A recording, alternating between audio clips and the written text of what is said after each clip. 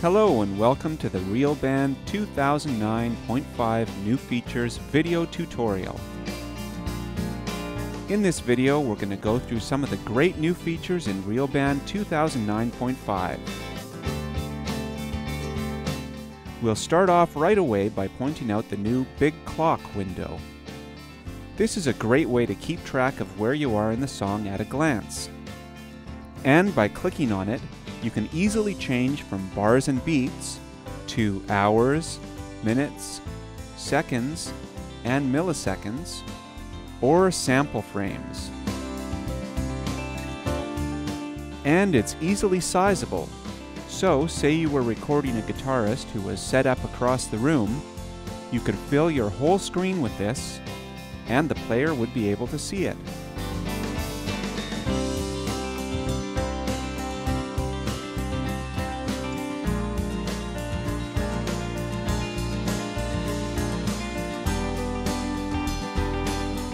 I'll press stop and show you some new features in the Tracks window. First of all, you are now able to drag and drop tracks to change their order. For example, I'll click on track 4, the acoustic guitar, drag it, and drop it between the bass and piano. And we can see the track has now moved there. In addition, you can also duplicate tracks in a similar manner. If I drag it back to the same place, but hold the Control key down while I do it, when I drop it, you can see that it still remains in the same place, but a new identical track has been created where I dropped it. If you double-click on a track in the Tracks window, it now opens up the correct window to edit that track. For example, if I double-click on the acoustic guitar track, it opens an audio edit window, since it's an audio track. But if I double-click on the bass track, it opens a notation window, since it's a MIDI track. And if I hold Control while I double-click, it opens a piano roll window instead. A new feature here is that if the snap menu is set to 8th note triplets, the grid lines show those triplets. Another thing you'll notice here is that the track window shows you the part markers. We can see that bar 1 has a B part marker, and bar 5 has an A part marker. This goes for the notation window as well. And if I add marker text of my own, I'll add the text intro. That shows up in all the windows as well. Here it is in notation. Here it is in the Tracks window. And here it is on the audio window. When zooming, the screen now centers around the time cursor. For example, I'll click near the very edge of the Tracks window. Press the Zoom In button, and it's now centered around the cursor. This is the same for the audio edit window as well.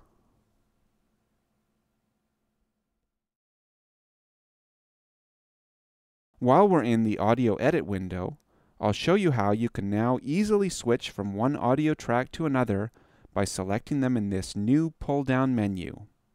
Here's the drum track, and here's the electric guitar track. There is a new feature that allows you to drag and drop WAV or MIDI files from Windows Explorer into the Tracks window. I'll demonstrate with a WAV file. Here I have a WAV file that has an urban drum groove at 100 beats per minute. So I'll drag that and drop it on track 6. And after a short wait, it's now on that track.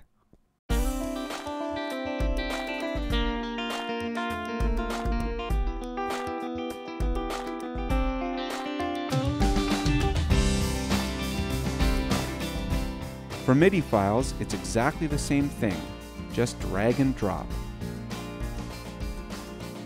Plus, if you don't want them to start at the beginning, you can drop them on a select bar in the Tracks window, and that's where they'll be placed. And there's another new way to get external files into your current song as well, with the File Import menu. This allows you to easily add MIDI, WAV, SEQ, or MGU files into your current project. For example, I have an SEQ file here that has 2 tracks of electronic instruments playing this same progression at 100 beats per minute. So I'll import that SEQ file, and now you can see that these 2 tracks have been added. And when I play them, they're all together.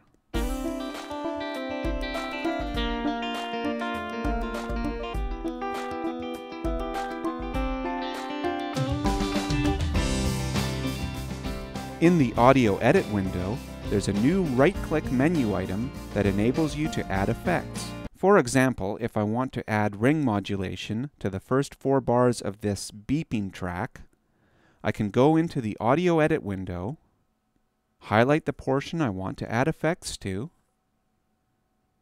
then right-click, Audio Effects, Ring Mod.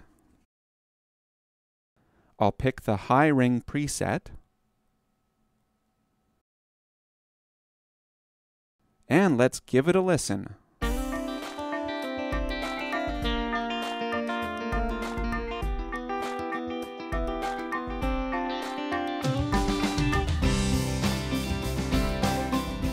If I press Ctrl-N and type in a number, it instantly goes to that bar.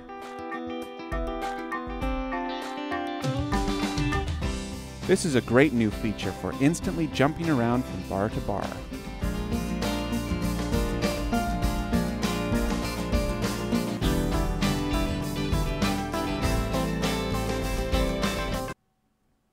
In the Mixer window, you can now type in a label for the master effects,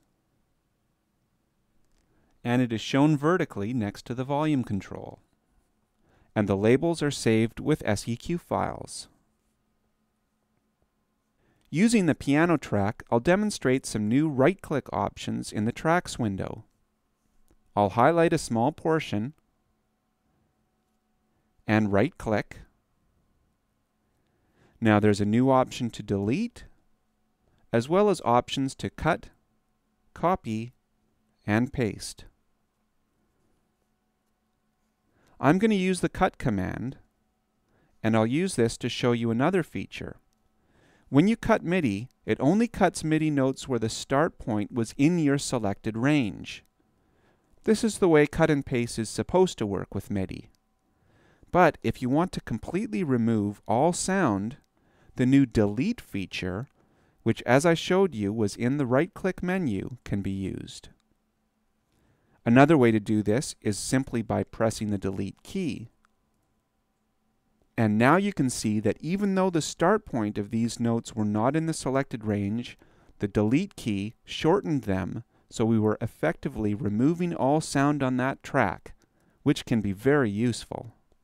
The delete key and the new right-click options can of course also be used in the same way on audio tracks. In the Chords window, repeats have been added.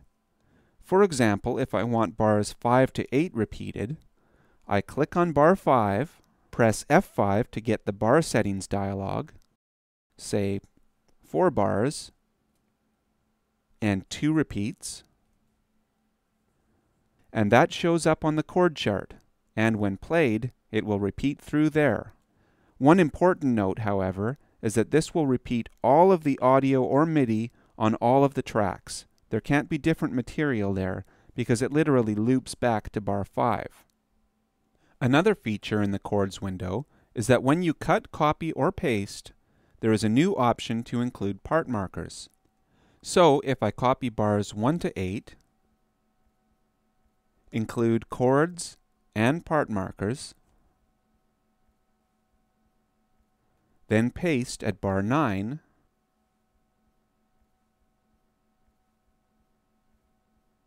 you can see that the part markers remain the same. You'll also notice that at the end of the song, the bars in the Chords window are now grayed out. This makes it much easier to see the form of your song at a glance. I've switched to another song now to demonstrate some of the new generation features. Right now we have a demo for the Samba Real Tracks from Real Track Set 52 open. We can see that there are 2 MIDI tracks, acoustic bass real tracks, real drums, and acoustic piano real tracks, and a soprano sax real track soloist. Now all of the tracks up to 11, which is the acoustic piano real track style, are part of the band-in-a-box style that is loaded, equals Samba. You can tell this at a glance because all of the track names are colored blue.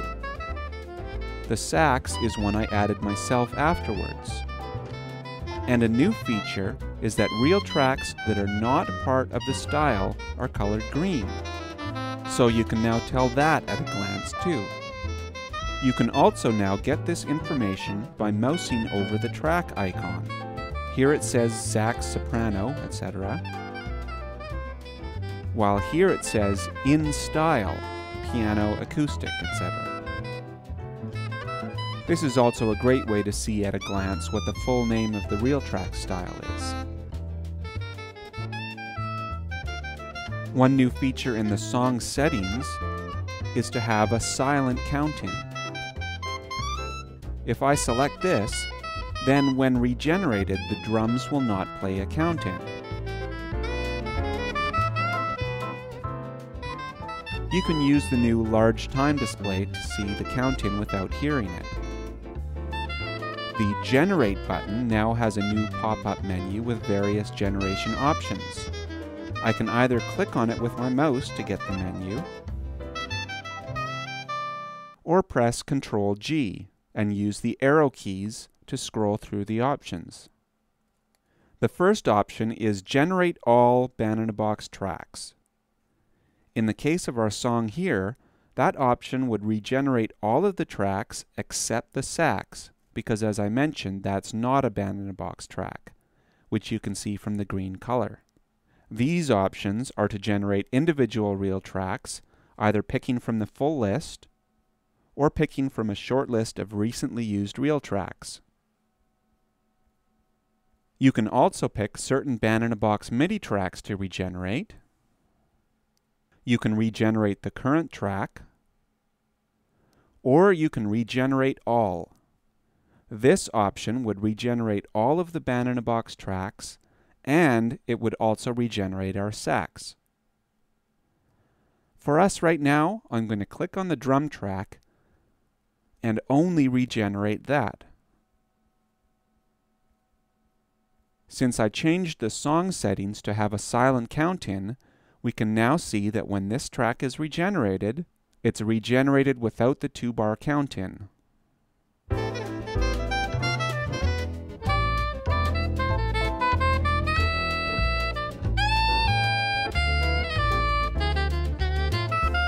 The final feature we're going to look at is actually a feature in PowerTrack's Pro Audio 12, which can be purchased from www.pgmusic.com. But it is now accessible from within RealBand. You can see that if I go into the track menu, there is an Apply Audio Harmony Using PowerTracks feature. This feature will only work if you have PowerTracks 12 installed.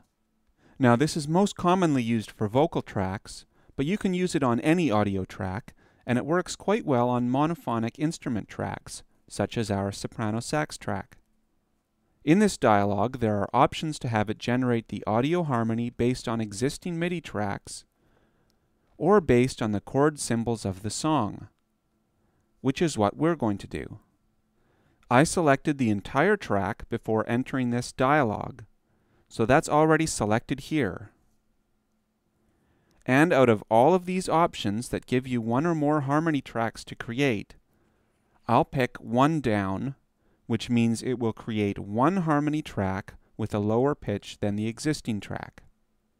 When I press OK, it opens the TC Helicon Harmony dialog from PowerTracks Pro Audio 12, with settings brought in from the previous dialog. So when I press Generate and play back the results,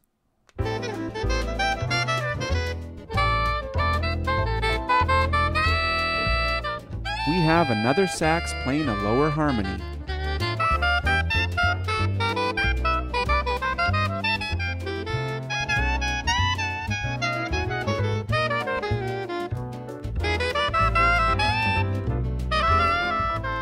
We hope you enjoy all of the new features in RealBand 2009.5.